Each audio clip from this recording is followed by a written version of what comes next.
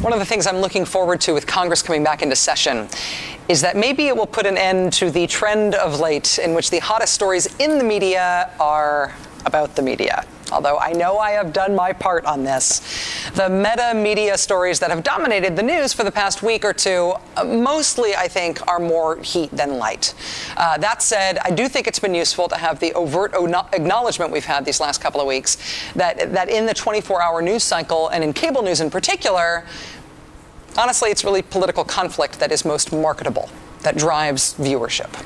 One of my favorite political conflict stories of all time is the sharp, bitter, divisive, at times inhumanely polarizing political conflict between John McCain and John McCain.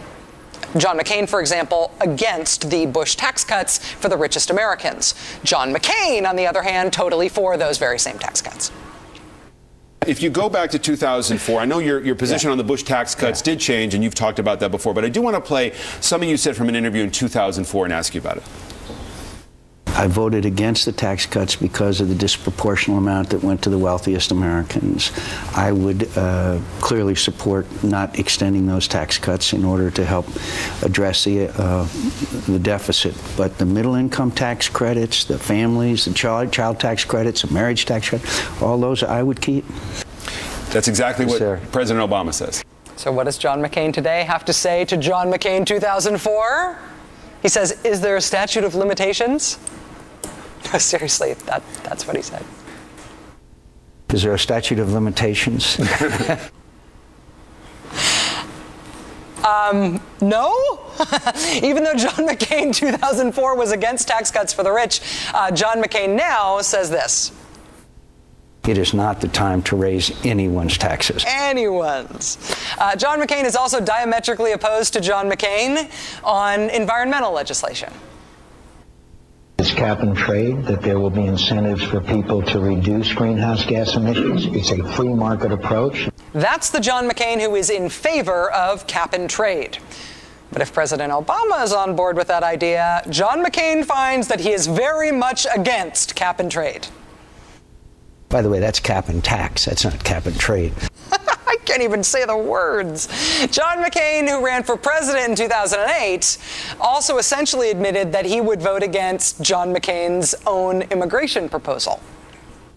At this point, if your original proposal came to a vote in the Senate floor, would you vote for it?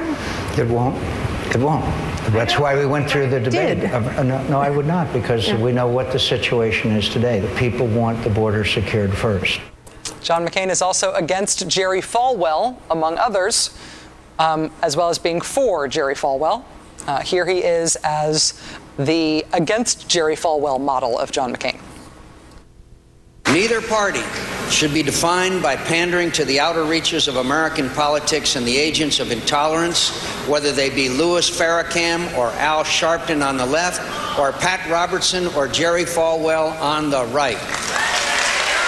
That's the model of John McCain that is against Jerry Falwell. Jerry Falwell is an agent of intolerance. But keep in mind, there is a different model of John McCain who is totally for Jerry Falwell. Do you believe that Jerry Falwell is still an agent of intolerance? No, I don't. I think that Jerry Falwell can explain to you his views on this program when you have him on. Every once in a while, a politician changes their mind. And there's nothing wrong with changing your mind. Normal humans do it in the normal course of human events all the time. Politicians do it too. They get new information, they recognize new political realities as ideas shift around in the country, but this has happened to John McCain on every single major policy issue that has come up during his time in the Senate, and he's been in the Senate for a really long time. There is not a major issue on which John McCain can be found now to have one identifiable position. Not a single one. John McCain's positions on every single major policy issue that he has faced since he has been in the Senate are now utterly incoherent. It is impossible to say what he believes unless you're only counting the current model. And that makes it all the more remarkable that John McCain is such a perceived font of wisdom for the punditocracy in Washington. What John McCain says he thinks about something at any one moment carries this great weight in the Beltway and gets written up and pontificated over, despite the fact that if you wait 5 minutes, John McCain is likely to have a totally new stance on the same issue, depending on who's asking and why. And that is the practical context for understanding John McCain's importance to repealing Don't Ask, Don't Tell.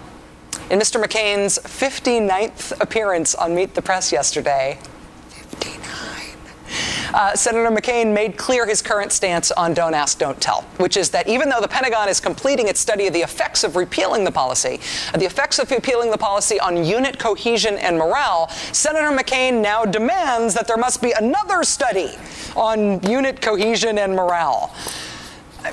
I mean, honestly, to be fair, there are so many different John McCains to choose from on this issue, we should really start a few John McCains ago.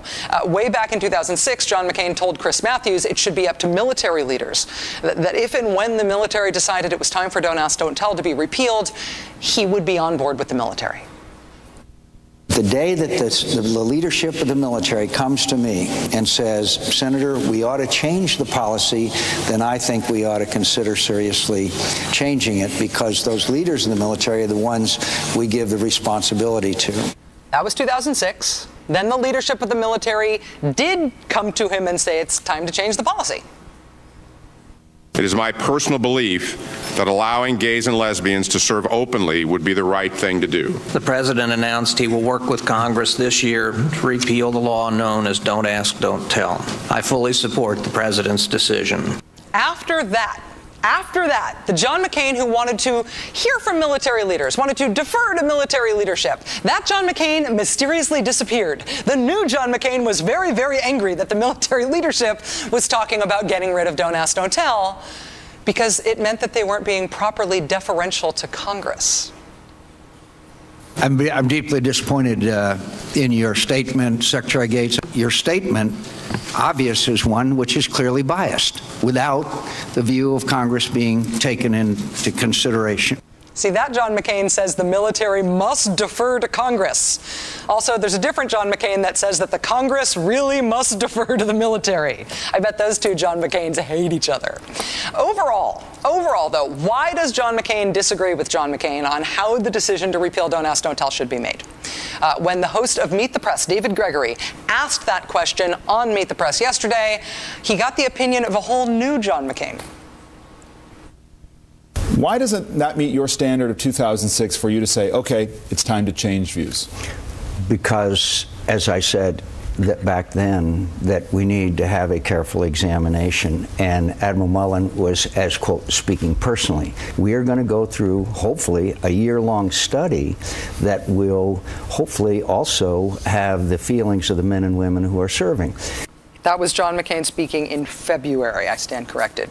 John McCain there, February John McCain, thinks really that what we need to consider is not so much Congress or military leaders, but what the troops themselves think about repealing Don't Ask, Don't Tell. Enter a study which surveyed members of the military about their feelings on Don't Ask, Don't Tell. The survey has reportedly found that 70% think the effect of repealing Don't Ask, Don't Tell would be positive, mixed, or non-existent. So, what does John McCain think about repealing Don't Ask, Don't Tell now that every single new condition he has placed his support on has been met? Are you going to stand in the way of this ban being lifted? I will stand that I want a thorough and complete study of the effect on morale and battle effectiveness of the United States military. I will listen, as I've said for years, to our military leaders, and not a study that is leaked, as we know this town's pretty good at that. 7 in 10 members of the military think it would be just fine to have it lifted. You and I have not seen that study. And even when that study comes out, he already knows he wants another study. John McCain is not the chair of any committee. John McCain does not have any major legislation to his credit from his entire career in the Senate, other than the McCain-Feingold campaign finance law, which he doesn't exactly support with a brass band anymore anyway. Senator John McCain's stances on legislation and important policy issues and principles are so fundamentally inconsistent as to render the phrase flip-flop meaningless. And yet John McCain is still viewed as a Washington oracle, as a guy you've got to win over. If you do fail to win him over, though, don't worry. A new John McCain might come along any minute now, and maybe you will have better luck with him.